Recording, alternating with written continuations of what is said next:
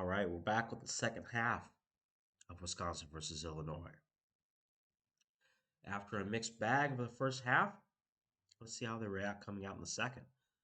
All right, starting like it seemed like we started every drive last week.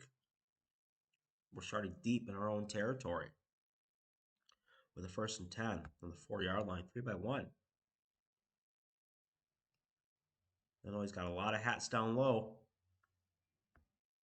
And Aker kind of gets eaten up here. Let's see what we got. Fertney gets beat inside. Little stunt.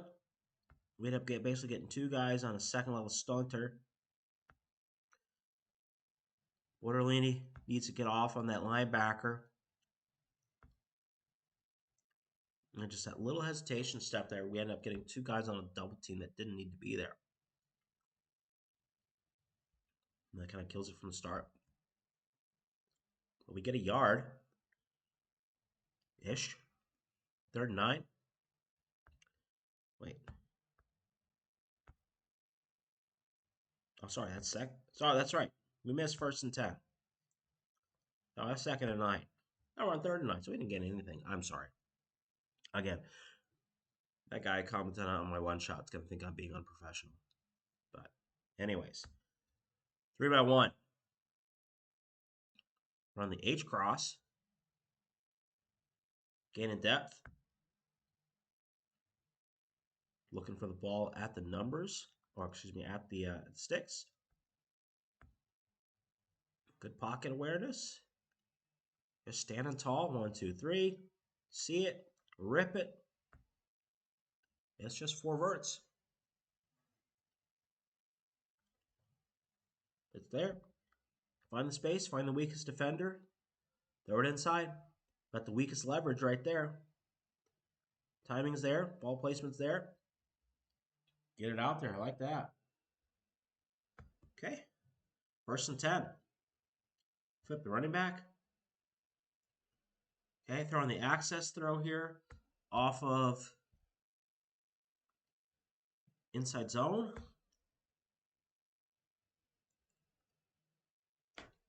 Okay, again, a little bit of hesitation here. He's got the right idea. He kind of loads up maybe a little bit too much. And it gets a little bit too much on this.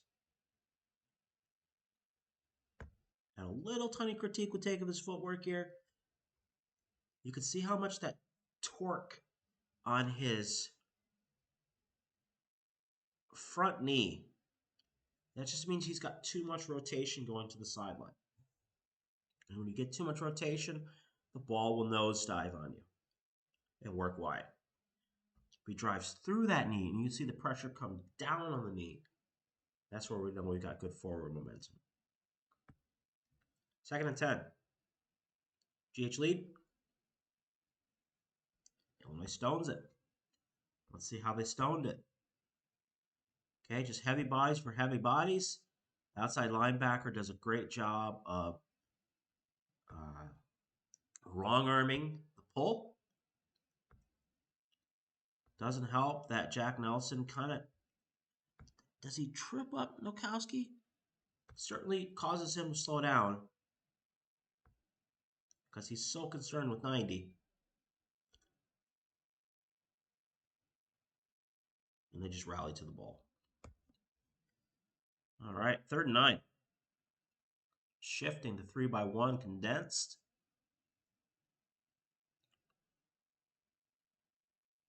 Again, I think we're supposed to get that return route here. And is that Pauling? Yeah, he gets tackled up by the turf monster here. Might have been more of a seam.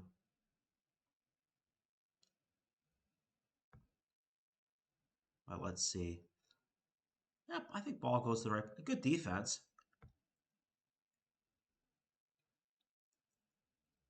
That's the right read.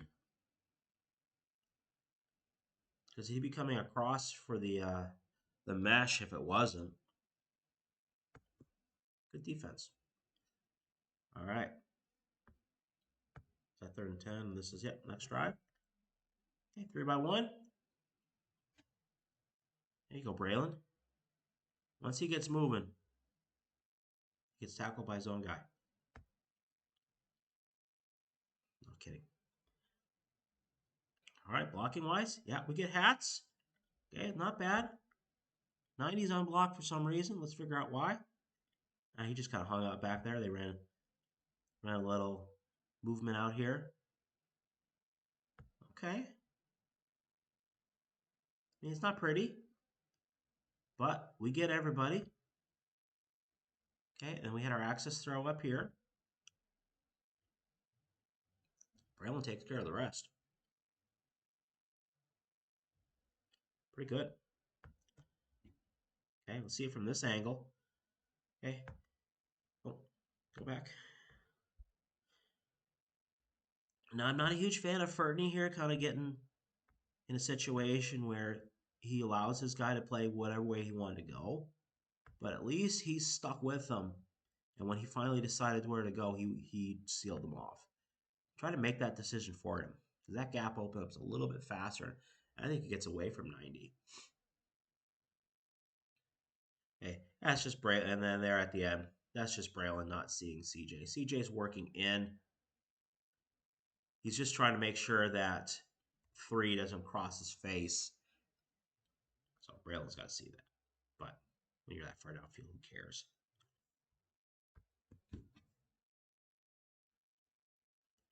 Okay, coming back. 2 by 2. Again, get that same nice cut back.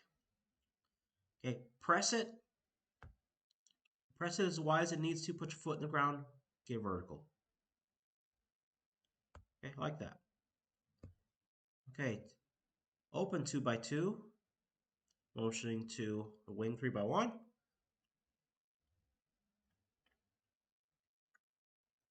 Okay, what are we going to do here? Hit him with the run again. Illinois is there. Great effort by Braylon. Let's see how they do this.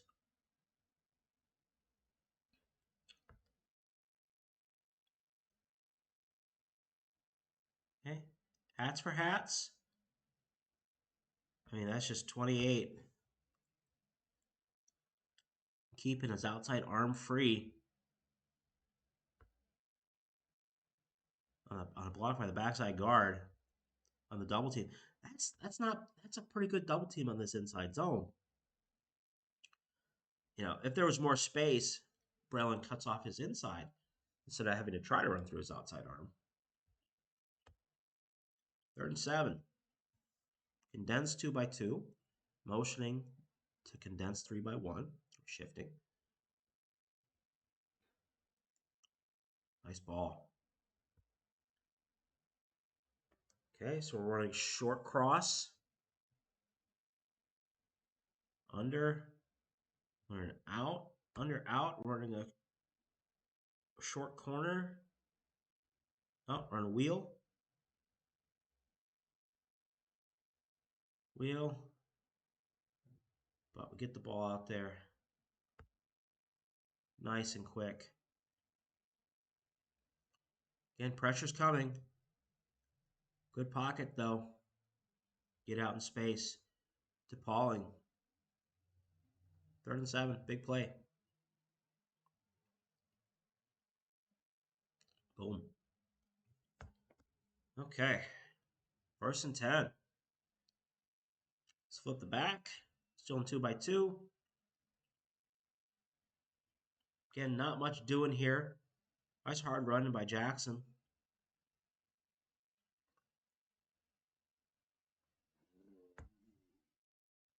I mean, Illinois is committing 7 bodies. We got enough. Is that late guy inserting? That's just big on big. 2nd and 5, though. Good push. Open 2 by 2. Braylon back in, flipping the back.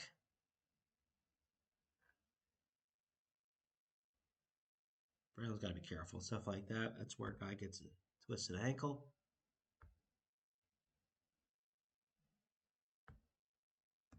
And again, I think this is something that later develops into keeps for Braden. Because there's nobody at the hash mark. And this is something we saw with Tanner.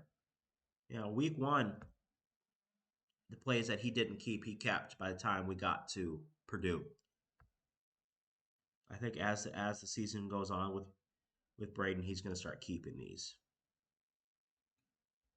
I mean, because he walks to the 10-yard line before anybody reacts. 20-yard line, excuse me. Okay, 3rd and 5. Open 2x2 in the 10 personnel. Okay. Just get that one hand. Sometimes all it takes. And kind of the low, going low here by the safety. But 4th and 1. Gonna go for it. The tush push. Again, I like all the window dressing that causes slight hesitation in the offense. A 4-point stances by the offensive line. Get nasty. Wedge it in there. It's a yard. We can get it. Boom. Okay, start of the 4th quarter. Again, you got to see this as a calculated move that he doesn't keep this. Again, he's going to be one-on-one with a nickelback. He's going to gain a lot of yards. Probably not. But he will. And we got the bubble out here as well as an access. They send a blitz here. That certainly forces the cutback. And then, again, that unblocked outside linebacker is allowed to slow play it. And once he secures the handoff, he can just scrape downhill.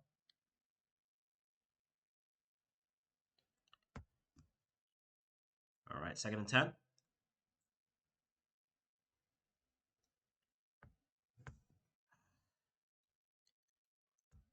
Okay, so basically running wide cross here with the tight end. Okay, wheel, fade. Shallow by DK coming from the other side. A little bit behind. A little bit behind is probably caused by the late side shuffle. Caused by the pressure coming inside. Again, Newton just obliterates Huber. But I like that Braden stayed tall in the pocket. He was going to get hit, but threw the ball out there. All right, 3rd and 10.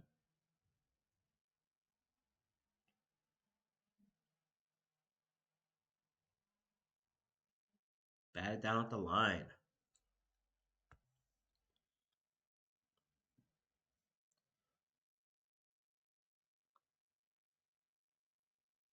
They run a stunt. Newton coming on the outside. 17 just keeps pushing back, gets his hand up the last second.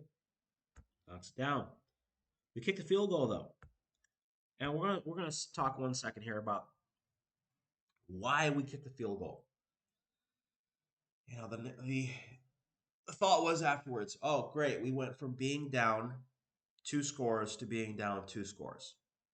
No. We went from being down 14 to being down 11. There's a difference between, again, it's perception. If you want to find a way to turn something positive like getting points into something negative, you can do it. So they went from we scored, but it stayed the same. No, we're 3 points closer than we were before. Are those 3 points going to matter down the road? We're going to find out.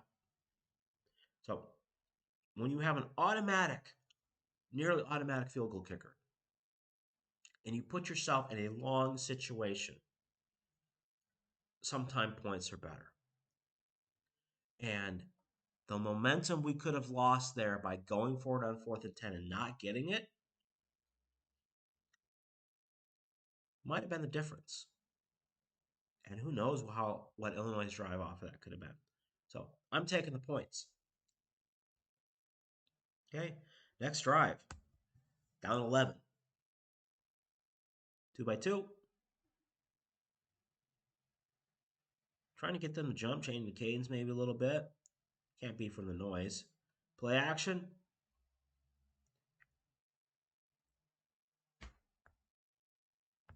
Yeah, I mean, not much doing here. The fact that he has to break the pocket. Because again, Newton is an animal.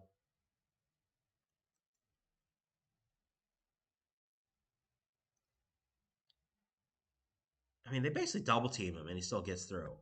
I mean, that's a lazy ass double team. Because again, I think that's poor communication by Furtney and Malman. So the only real option is to essentially throw this away. I like the little stutter go. That's a very tight window to fit it in. Like the route is there. If he can get rid of the ball, see if we can pause at the right point. If he doesn't have to take off here because of this, he's got a step and he could throw it in the window that's sitting right here. But because he has to escape, that window closes down.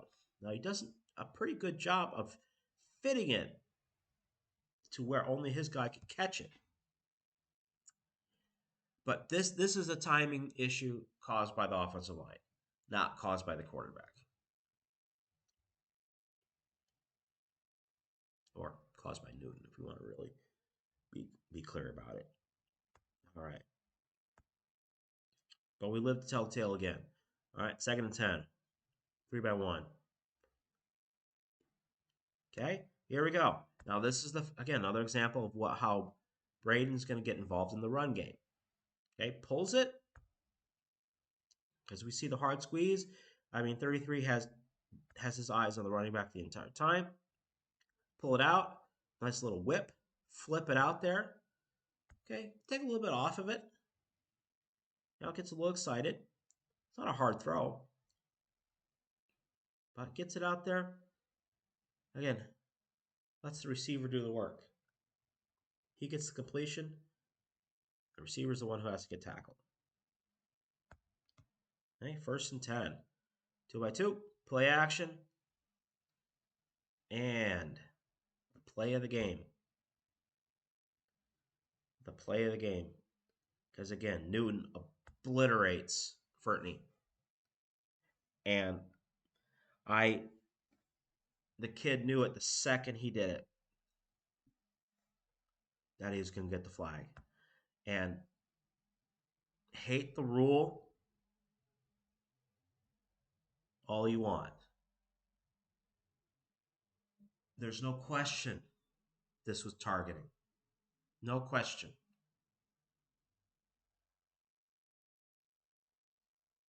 Was there malicious intent? Absolutely not. Newton doesn't need to be malicious because he's a hell of a football player. He doesn't have to get dirty to do his job. But his head came up from underneath into the head and neck area of the quarterback. By the definition of the rule, it's targeting. I'm sorry, Illinois fans. It's targeting. It's the same crap us Wisconsin fans had to put up with Colin Wilder against Minnesota a couple years ago. It's targeting. And it's going to end up being the play of the game, unfortunately. If you're an Illinois fan, that is. All right. Little speed option. Like this. I don't think Braden had any intention of keeping this. Tell. A little bit weak pitching to his left, like most right-handed quarterbacks. Just get it out there. Yeah, let Braylon do the work. Ooh, who got taken out there on the sideline? Shit. All right. 1st and 10, 2x2. Motion and split flow. Access throw. Okay. I don't think DK had any idea that this ball was coming. It's absolutely the right throw. It's absolutely the right read. And is he going? I don't want to say he's going through the motions here, but I really don't think he was expecting to get the ball here. It's absolutely the right read. The second that right here, number 8, steps with the split flow, that means we've got man. His guy's playing 7 yards off, and he's backpedaling. Throw it to the sticks. But we just round this and slow cut it too much. And we don't end up getting what should have been an easy completion. 2nd and 10. Okay. Nice tough run in here by Braylon. Braylon had a good game. He really did. This is one of those games where he shows what he can be.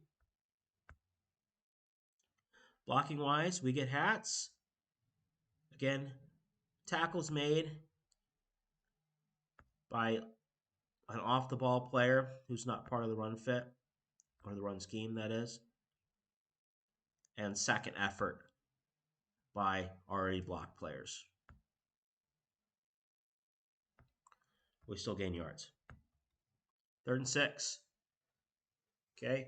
This was, I believe, my play of the game. Let's see. Yep. Okay, so we're running, again, the Y cross. And the verts on the outside. Or sorry, the switch. Probably a post on the backside. But this little delay angle route. You know, I saw this.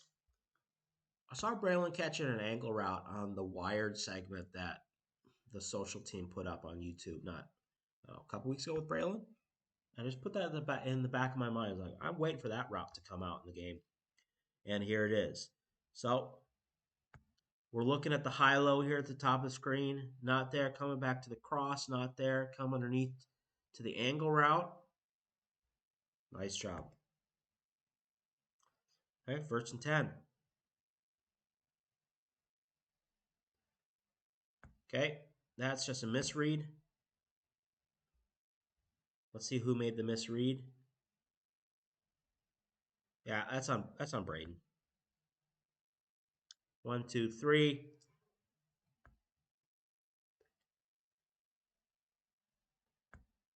Not a fan of the route here by Mr. Nowakowski. I want to see him get inside the hash marks there, which I don't know, maybe gave Braylon some kind of indication. Braden, sorry. Names are too close to each other. That the spacing wasn't there, excuse me. And I think he thought he was going to keep running, obviously. He didn't. All right, 2nd and 10. 2x2. Okay. Nice tough run. Nice tough run by Braylon here. Offensive line getting in there, pushing. Okay. Sometimes the running backs kind of help that hole open up, and he does that here. He helps Riley get his guy moving. Guy makes the tackle eventually, but great push. Okay, 3rd and 1. We're by 1. Again, let the big guy do the work. The offensive line does enough. Does enough. Get the 1st down. 1st and 10. We're moving. All right, here we go.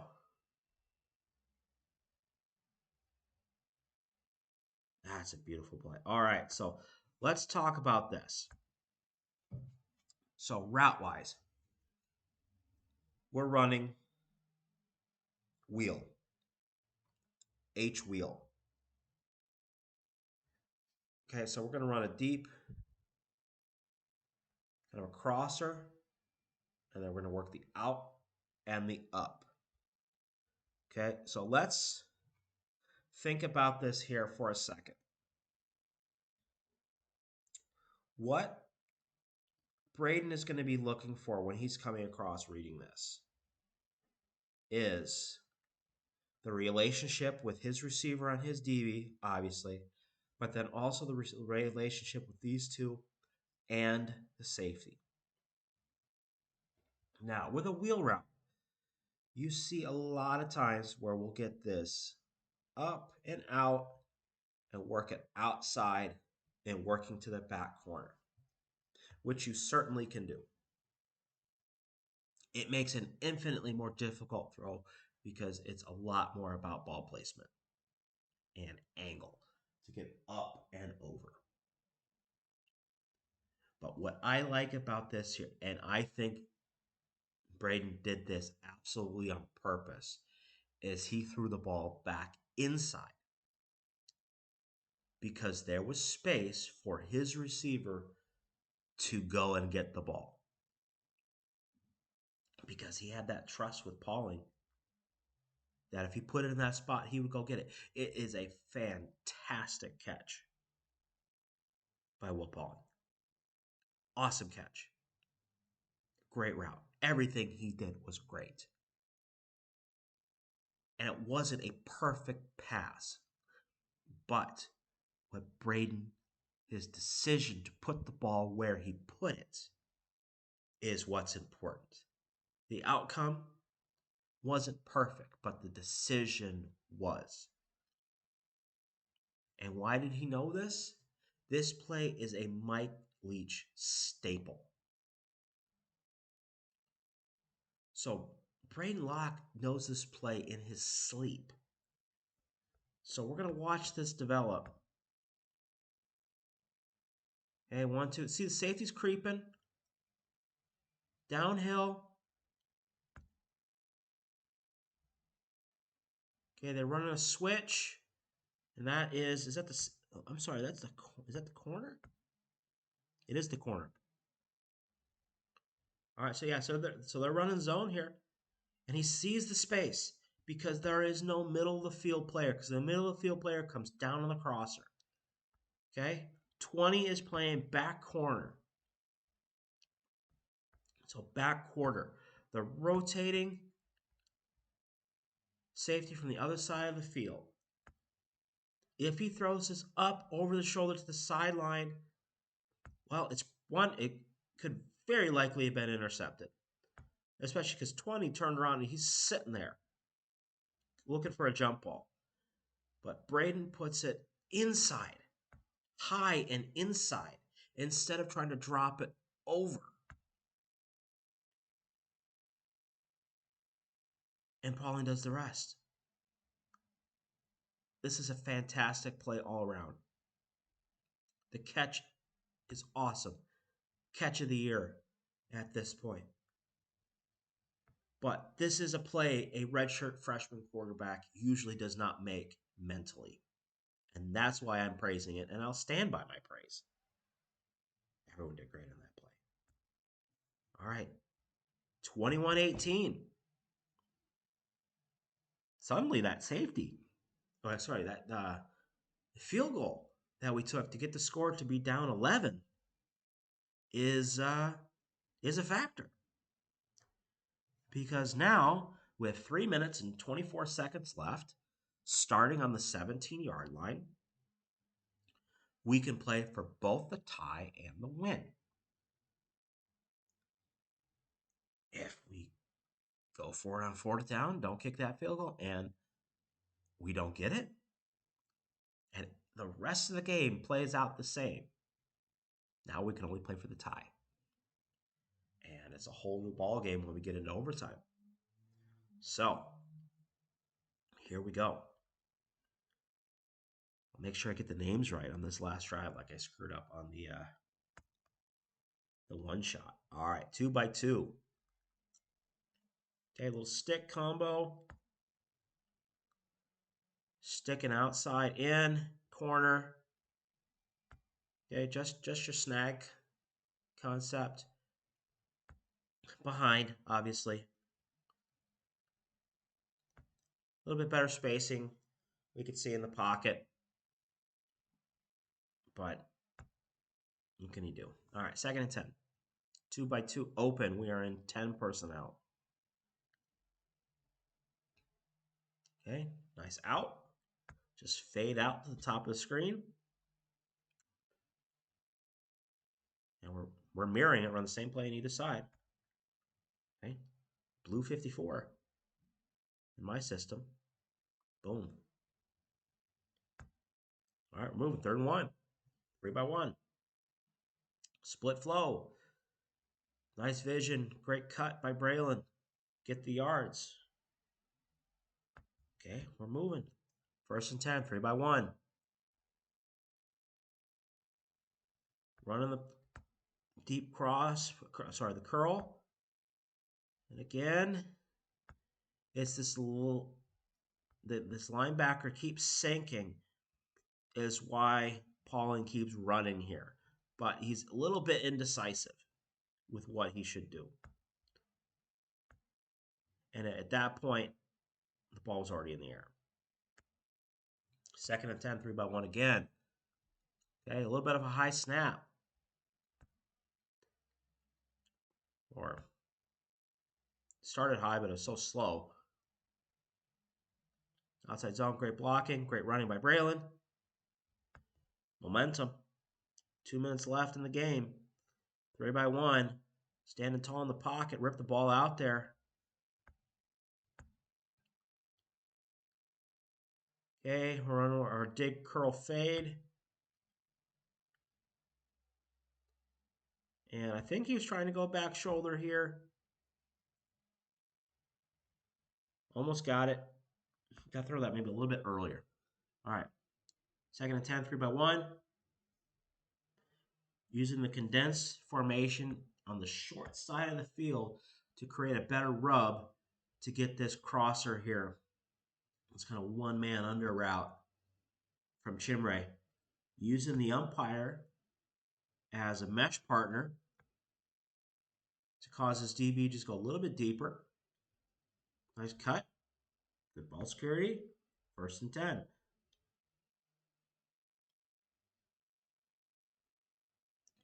Okay, not a bad play here.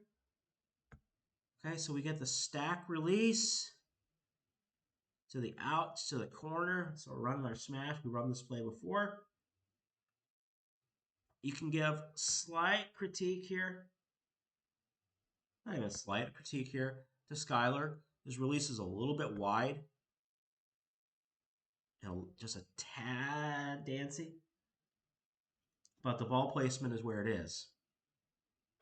So, review says we're incomplete. It was.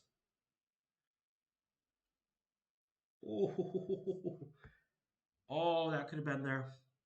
Okay, convert it. So they're running snag here and then go. Snag and go. I think I get the... No, I didn't get the end zone angle on that one. Sorry. Okay. Absolutely. Little semi... We're in a little semi-roll there. Yeah, this is moving from the start. Coming back. Oh, that was almost there. All right, 3rd and 10. Okay. Some call this a big stones kind of play to run the ball here on 3rd and 10. It's not as big as you thought. You'd think. Why? Because we're in 4-down territory. So if we get 4 yards here, we're okay. We're going smart here. But we catch Illinois with basically committing everybody to the line of scrimmage. If it's not for this outside linebacker who tracks it down the line and turns around, he's gone. Or he's one-on-one with his safety. So good call. Now we're going to see it here. Push, push, push, push, cut.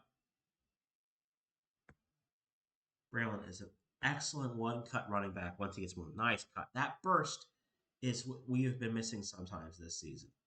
But it was there today. It was there today. All right, 2x2.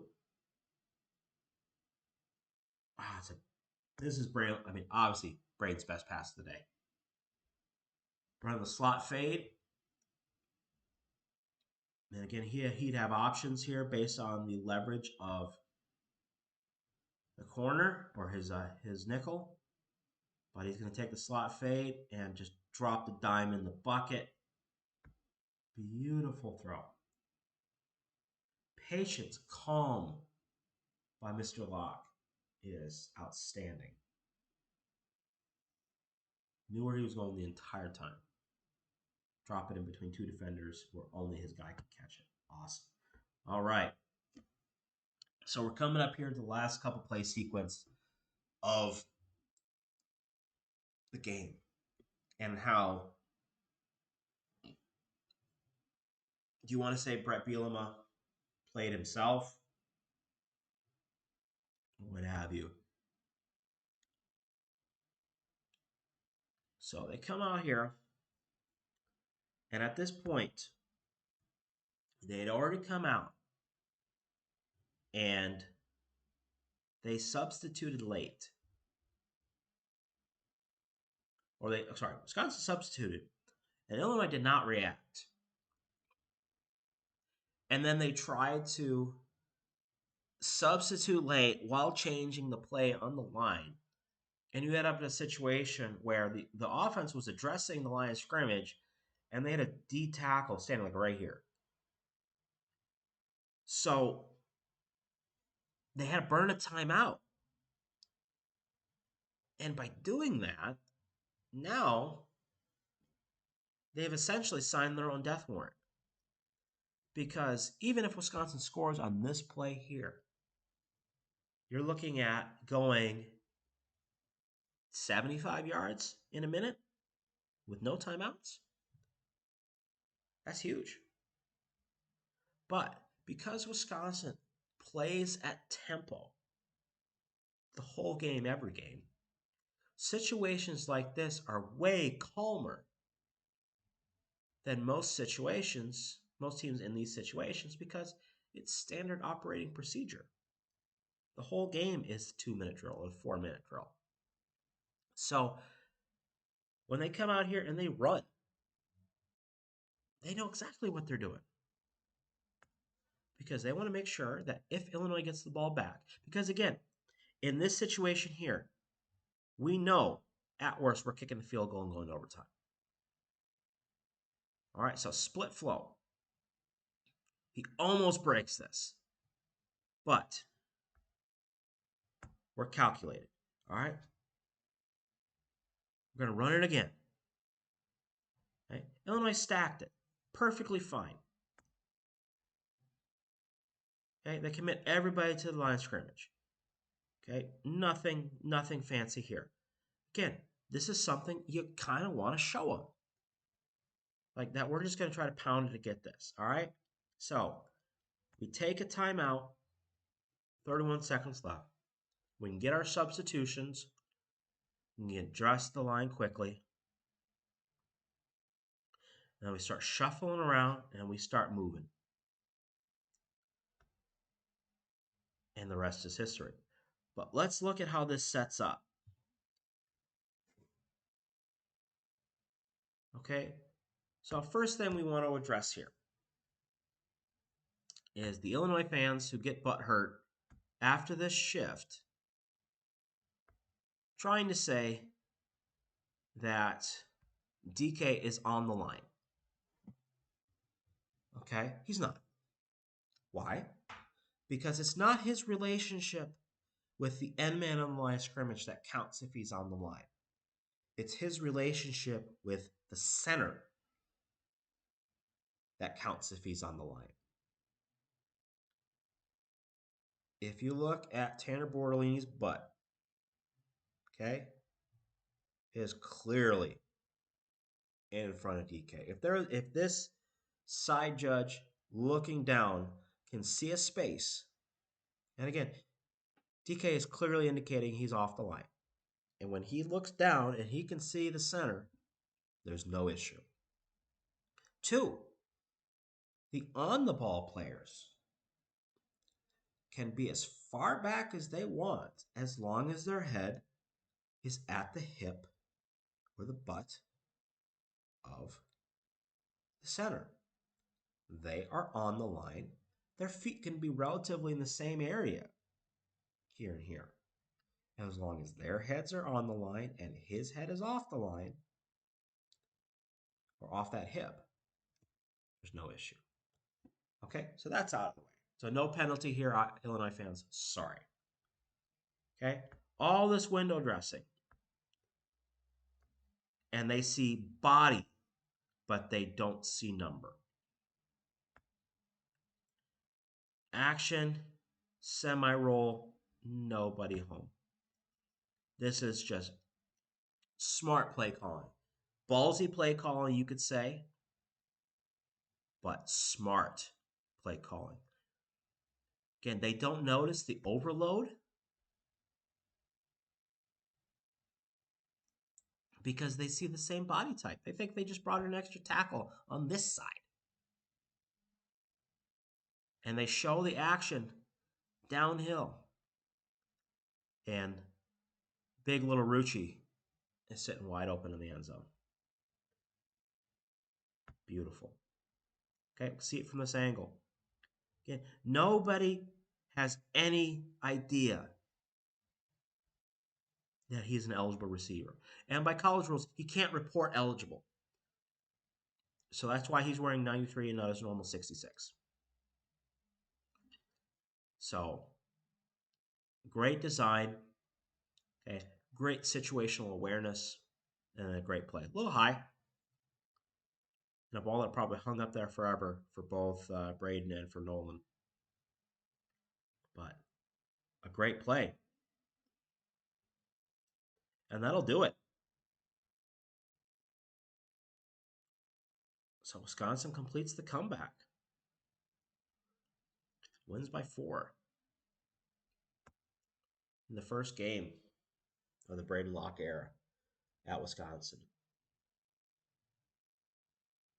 I think we saw the real potential of this offense at Wisconsin today.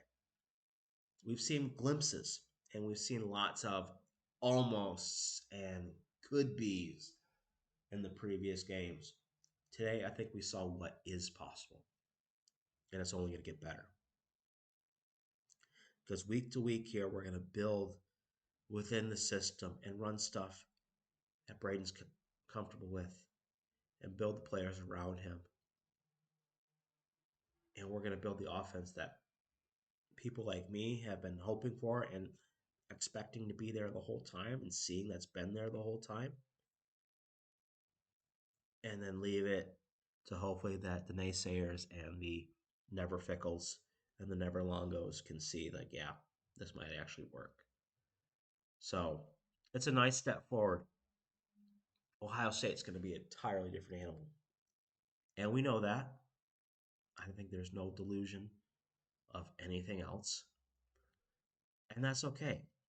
Because even those of us who had high expectations always circled this game as a loss.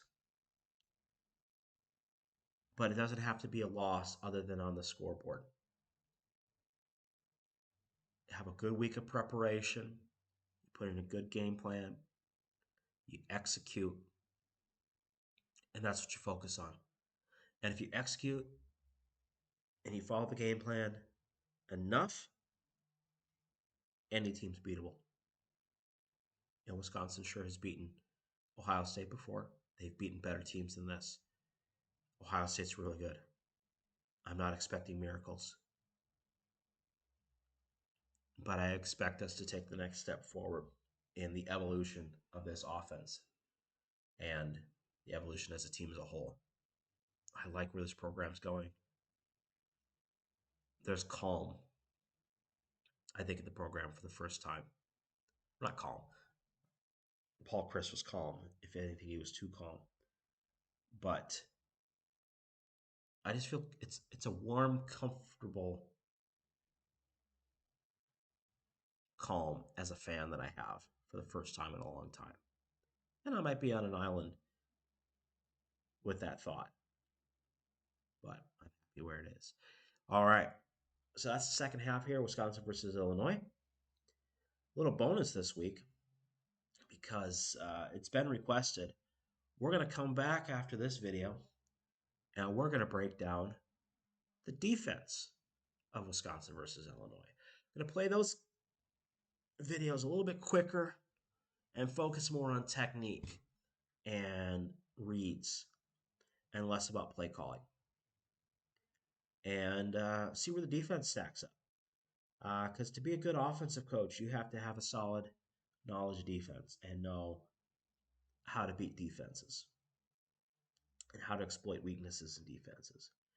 And when you know how to exploit defense weaknesses in defense, you can see weaknesses in defense. So that's what's coming up next. So until then, we'll see you next time. Thanks for watching.